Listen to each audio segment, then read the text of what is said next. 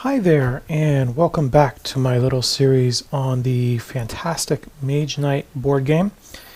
In this video, what we're going to be doing is kicking off a short series of tutorials in which we get a bit more sophisticated than our other less rehearsed videos have been so far.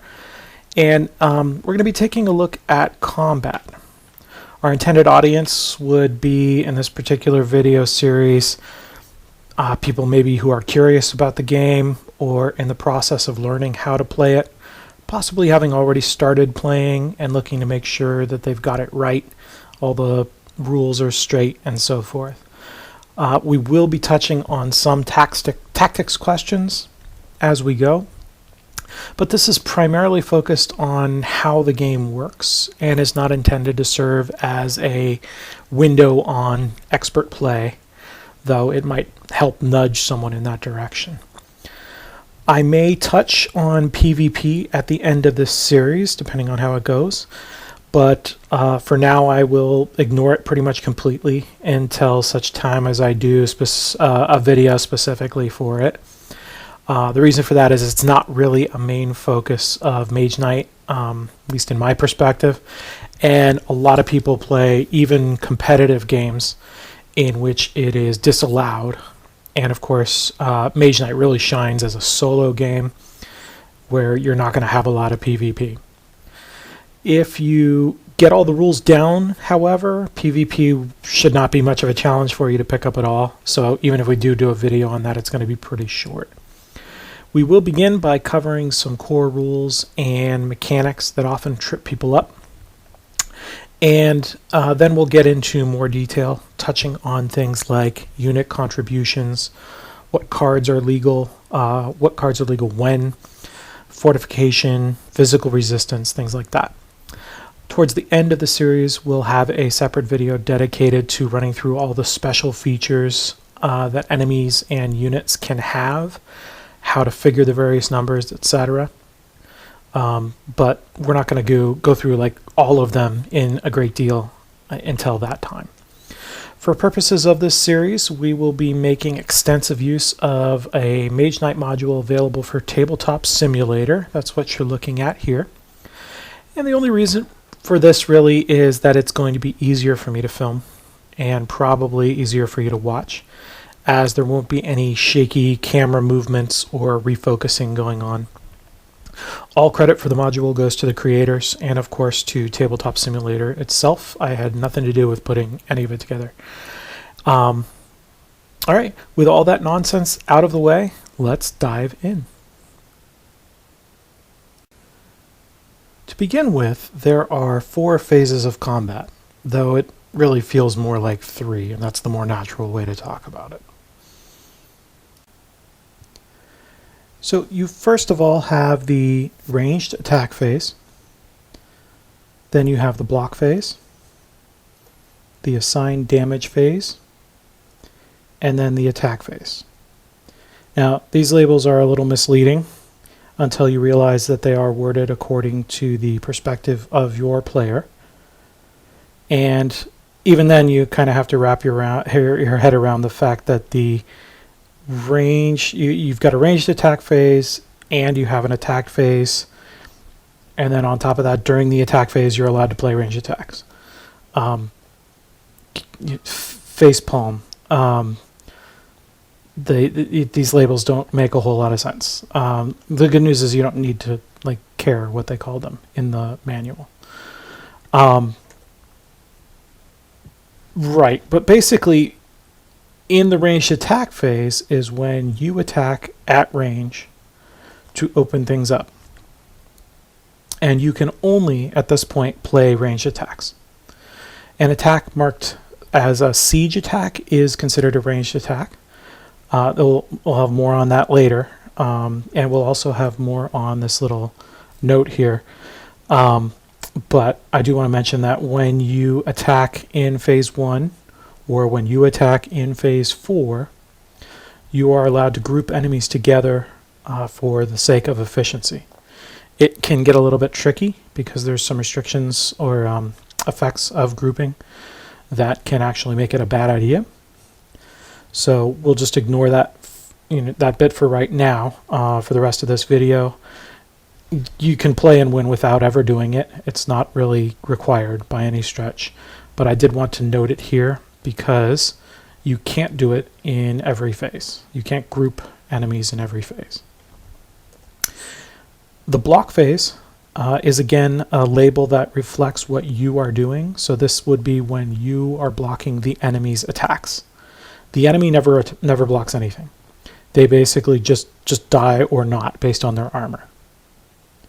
So phase 2 is about you blocking them and them attacking you. Enemy attacks cannot be grouped together. In the damage phase, you assign damage to your side based on what enemy attacks were not blocked in phase 2. And finally, the very poorly named attack phase is when you take your big swing. When you pull together any other attacks that you can muster, ranged and siege included, possibly grouping enemies together for mass kills. After the attack phase, combat ends. If you entered a space to initiate the combat, then you must return to the space from whence you came, unless all the foes in the combat were defeated, in which case you can stay and enjoy the squishiness of the blood-soaked ground beneath your conquering feet. So essentially, the order of combat is 1, you go, 2, they go, and 3, you go again. You get the benefit of attacking first at range, but because ranged attacks are harder to come by and tend to be less powerful on average, you are very likely to be engaging in a lot of fights in which you do little to no damage in that opening salvo, especially early on in the game. And this will leave you to face the full attack power of the enemy before you can bring your big weapons to bear. The flip side of this is when you can bust out a lot of range damage, you take a lot less damage yourself, and you don't have to waste cards blocking. And this is always how combat works in Mage Knight. Whether you're fighting a lowly orc in a field, assaulting a mage tower, delving into a dungeon, or besieging an entire city, even one of these big metropolises. You go with ranged, they go with everything they have, and then you go with what's left. While there are enemies that would appear to have ranged attacks, such as enemy crossbowmen, or even or catapults, they do not attack in the ranged attack phase. Instead, the flavor of their ranged attackiness is captured in other ways, or attempted to be captured in other ways that we will get into later. Effectively, when you're first starting out or teaching a friend, you can really hugely simplify things and just present it like this. There are no ranged enemies, but the enemy always hits first in melee. So if you can range them first, go for it, and avoid the close-in fight. That's what gives you the 3 phases. The asymmetries in all this are a big reason people get confused by combat in Mage Knight. You have ranged attack, but they don't, even though they're crossbowmen. You both have melee, but they always hit first in melee. You can block, and they can't. We're coming to it. We haven't talked about it yet, but damage hinders you, whereas it kills them. It hurts you by degrees, and is all or nothing for them. Basically, stuff just works differently everywhere for you than it does for the enemy. And when you recruit units of allied soldiers, stuff works differently for them than it does for you or for the enemy. As a result, it can seem like there are just way too many rules to memorize, and they seem really arbitrary at first glance. And as a result, the rage level of a person learning the game this is supposed to be a game, right? The rage level just starts rising really fast. There is some good news, though, and that is, it turns out it's actually surprisingly easy to figure all of this out. Once you understand the underlying system, you will very quickly come to understand that it kind of has to work this way, and that there is a really straightforward rationale behind all of it. There is a moment, because of this, when it just all clicks. I'm hoping you'll have it long before you're done watching even this first video in the series. At the root of pretty much all of the differences between you, the enemy, and your allied units is the wound and damage system. So let's turn now to taking an in-depth look at how attacks land and what happens when they do. The big thing to note here is that there are no hit points or health values in Mage Knight. Though damage works differently for the three possible participants in combat, again that's you, your units, and the enemies. So let's just put a pin in units for now and just consider the most vanilla combat, you against a single foe. Both you and your foe will have an armor rating. Yours is going to be listed on your level token. As you play the game, you will have a player card, in this case Tovak, and on top of that card you're going to have a stack of level tokens. At level 1 you start with an armor rating of 2 and a hand size of 5. As you go up in levels, those creep up, and your armor is going to range anywhere between 2 and 4. By contrast, the enemies that you're going to face range anywhere from 2. It's about as low as the armor rating is ever going to get. And then you're going to creep up through the 3s and the 4s and the 5s, all the way up to, I think the highest I've seen is 10, at least through the Lost Legion expansion. And on top of that, they're going to have any number of resistances, elusive characteristics, etc., that make them even harder to kill than that armor would suggest. So right away we see a little bit of a disparity. You're from 2 to 4, your enemies are from 2 to 10. They have all kinds of resistances, and you actually never get a resistance of any kind on your character. That can seem a little bit unfair when presented that way. But of course, you got to remember, you're going to be playing from large hands of powerful cards. You're going to have helping units in abundance, probably, by the time you face anything as significant as these golems. And then, of course, you can't be killed. Well, they can. And that's always very nice in war. If you take damage, which will happen if you do not block an enemy attack in Phase 2, then you do not lose armor, you do not lose hit points. And of course, you can never be killed. Instead, what will happen is you take a number of wound cards into your hand, and these will count against your card limit, which again is the other number listed on your level token. And this makes it harder and harder to do anything, because you will not be able to draw more cards into your hand if you have too many wound cards in there. The wound cards cannot be used for anything, and since just about everything you do requires playing cards, this is crippling. Now these can be discarded or thrown away. For instance, if you have a card like the Tranquility card, maybe the mana to power its more powerful effect, you can actually throw 2 of those cards away when you play this card. So they can be gotten rid of, it's not the end of the world. But if you don't have this card in your hand and you're full of wound cards, how do you acquire it? Therefore, wounds are pretty bad. They can be discarded. You can rest to get rid of them. You don't throw them away in that case. You put them into your discard pile so they come back at you later. But they might not all come back at you at one fell swoop. So they're not the end of the world, but getting rid of them takes time and resources that you may not have. If you take too many wounds, you're going to fall behind the pace that you need to keep in order to attain the victory condition or score as many points as you're looking for. So wounds are bad, but they're not fatal. The number of wounds you take is going to be determined by a combination of your armor and, of course, the value of the attack that hits you. And again, this system is actually really easy to manage, but it sounds very complicated.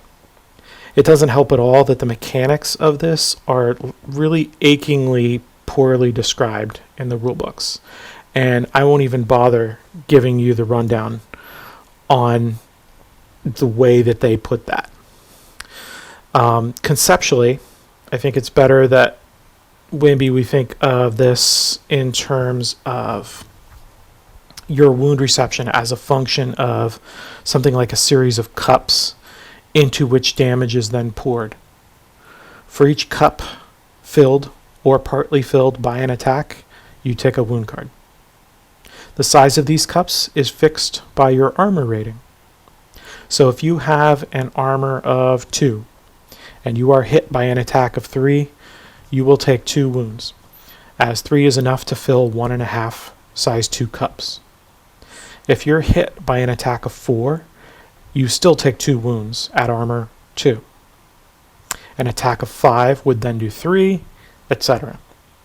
If you manage to increase your armor all the way up to 4, then any attack from 1 to 4 will inflict only 1 wound card, because a cup of size 4 can take that much without overflowing into the next cup, and so forth. The math here really could not be easier, even if the concept is a little bit involved. What you do is you divide the attack value by your armor and you round up.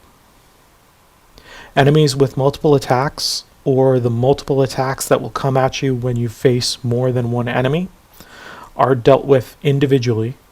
So you are hit by, say for instance, 2 attacks of only 1 each. You will take 2 wounds no matter what your armor rating is. If the enemy attack is brutal, denoted by a red skull on the token, the attack value is simply doubled, not when calculating block, but only when calculating damage when it is unblocked. That's why you have a skull there denoting a brutal attack rather than just a higher number. If poisonous, as denoted by the green teardrop on the enemy, and I don't think we actually see any poison here, but we have a skull here, so that you can see what that looks like. And of course, in that same location is where you're going to see all sorts of enemy attacks. This one denotes swiftness. This one denotes assassin characteristic. You'll see a little green, icky teardrop sort of symbol to indicate poison. And in that case, when you are hit by a poison, you calculate the damage just the exact same way as normal. Calculate the number of wound cards that you take into your hand, but for every wound card you take into your hand, you're also going to add 1 to your discard pile, which will then come back at you in later rounds. If you're in the last round of the game, doesn't matter. In both cases, the damage mechanic is the same. Divide and round with the relevant numbers. The only trick to any of this is just calculating, make sure you have the right numbers in place before you start dividing. The enemy will also have an armor rating, as we've said, and of course you will be trying to hit them with attacks that also have ratings. You'll play an attack 2 or an attack 4 or an ice attack 5, etc. The enemy does not take wounds, however, and unlike attacks against you, attacks against them that are below the armor value do nothing. Attacks below your armor value are still going to add a wound card, below their armor value are wasted. Attacks against enemies are all or nothing. You meet or exceed their armor value to defeat them completely and remove them from the game, or else your attack is wasted and you may as well pick those cards back up.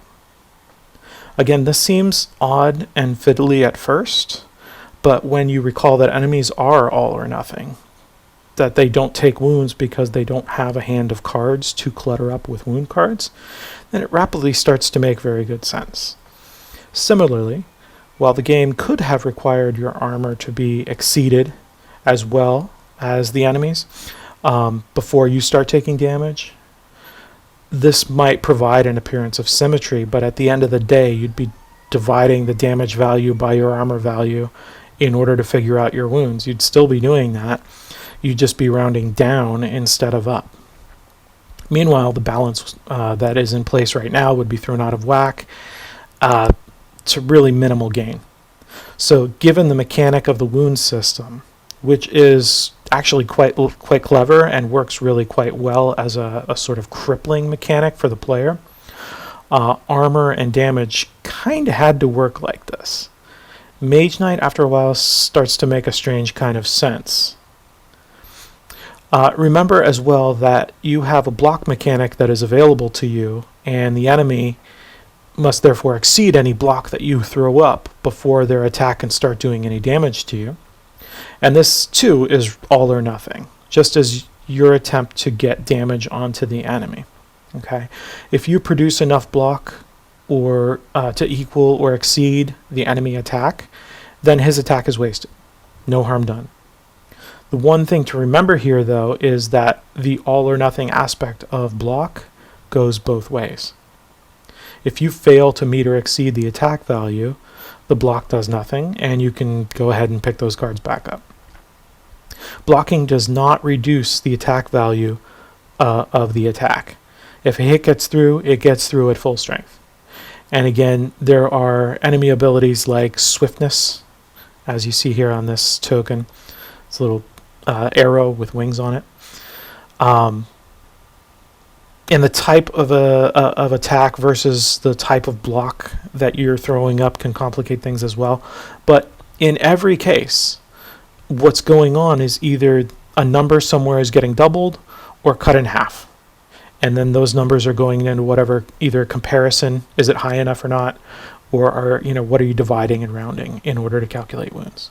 So all the numbers on the tokens either get doubled or halved. All the numbers are on your cards either get usually halved, maybe. And then you're, again, either meeting their armor value and killing them, or you're calculating your wounds by dividing. So to recap quickly, and for simplicity, let's consider just a single foe with no special features. You start with a ranged attack phase. Here, you generate ranged attacks, and you total the values of all of those attacks. If you can generate ranged attack equal to or exceeding the armor of the enemy, then when you play those, you defeat them and the battle is over. You collect your fame, your reputation, etc. as a result. If you cannot generate sufficient ranged attack to defeat the foe, then don't play anything, do nothing, because those cards will be wasted. The enemy doesn't lose hit points, their armor is not reduced, the cards literally accomplish nothing, so pick them up. Next comes the block and damage phase. The enemy will fire off any and all attacks that he has, and you must generate a block value equal to or exceeding the values of those attacks. If there are multiple attacks, again, some enemies might have more than one attack. Some combats will involve multiple enemies, etc. If there are multiple attacks coming in, each attack must then be blocked separately, or else the damage calculated separately, in the event that it is not blocked. If you are hit by two attacks of even a value of 1, for instance, you cannot play block 2 and counter both. I play block 2 to block maybe one attack, and then the other gets through, generating a wound. If you block nothing, 2 wounds are then generated, 1 for each of the 1 value attacks, and neither one really cares what your armor is because they're just 1-point attacks. So they're going to partially fill that first cup.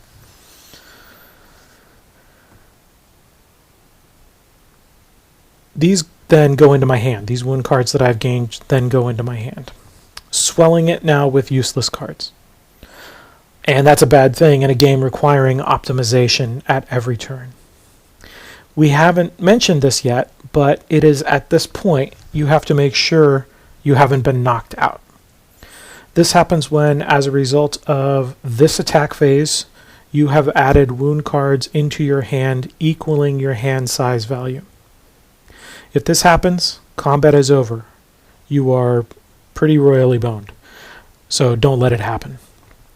Remember, though, the question is not how many wounds are in your hand, but how many, as a result of this combat, you have added to your hand. Finally, if you haven't been knocked out, then you can play any attacks that you have, whether ranged or not, and add the values all together and attempt to generate enough damage to meet or exceed the enemy's armor rating, thereby defeating him. If so, again, you gain the fame, discard the enemy token, etc. If not, combat ends without that foe being defeated. Now you might ask, quite rightly, when that would ever happen. If I can see an enemy token, I know his attack and armor values, so why would I ever attack him if I couldn't kill him by the final attack phase? Well, the answer is, for one, you might not know what enemies you're about to face.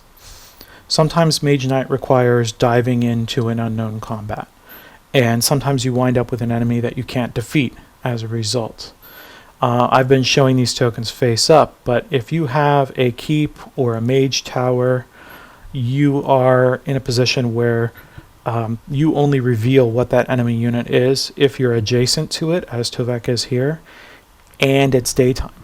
So you're always going to know during the daytime when you get next to a situation like that, you can always pause your movement and say, do I really want to dive in and assault that? Because then you're going to be able to flip that and see what you're facing. You look at your cards, okay, I can handle that guy. But if it's nighttime, you're faced with a decision. You're going to have to gamble. Do I want to dive in and assault that keep and keep moving? You might be able to look at the back of the book and see what kind of tokens might be in there and make an educated guess, but you can always get hit by something you're not ready for. Cities will be revealed night or day once you're next to them, so they're going to be a little bit more straightforward, but you might have dungeons, tombs, spawning grounds, and the like, monster dens, and you go in there and you fight whatever's in there. It's a random draw. So this dungeon token might be something I wasn't ready for instance. This guy here, he's got a cold fire attack. I might have a hard time blocking that. If I don't block it, he's armor 8 because he was elusive. I might have been banking on a spell card to, obviate his attack or something like that. But of course, he's got arcane immunity, so I can't play a spell card to say this creature doesn't attack. I can't reduce his armor with it, etc. So I might dive in and just have not got the cards I need to generate 8 attack. And I don't have enough cards to generate enough block for cold fire. That's a fight that is going to leave me wounded and the enemy not killed. So another consideration, of course, is the assault of a city, where you might be facing known units, but you might be facing 5 different enemy units all at once. So you're going to be taking down larger cities in later games. It's very common to need to make 2 or 3 assaults on such a city as you kind of whittle away at the enemy forces that are inside. This will result in a number of combats in which the enemies are surviving you. That then is really the core of Mage Knight combat. And as you can see, it's a 3-stage cavalcade of numbers. There are no dice other than the mana dice in the pool. There's no randomizers other than what cards are going into your hand and maybe what mystery tokens you're revealing. There's just randomness and some of the unknowns about the enemies involved. Mage Knight is a game about plotting and planning, about using your mental faculties to unravel that Gordian knot in front of you. And, most of the twists in that knot are visible to you. But it wouldn't be much of a puzzle if it were as simple as attack 2 versus armor 3. There are a lot of modifying elements that can come into the picture and generate the brain burn that this game is famous for. Each phase has a number of factors to watch out for. In our next video, we're going to take a look at the various ways that attack and block can be generated, the specifics regarding different types of attacks and blocks, etc. What, for instance, is the difference between a ranged and a siege? What is an ice block? How does fortification work? How do these resistances work? And, how do units play into all of this? We'll cover all that and more. I hope you'll join us next time. If you found this video helpful, like and share. Comment in the comments section. If you have any specific topics you'd like to make sure that we cover in future videos, please be sure and let us know. Until then, cheers and good hunting, Mage Knights.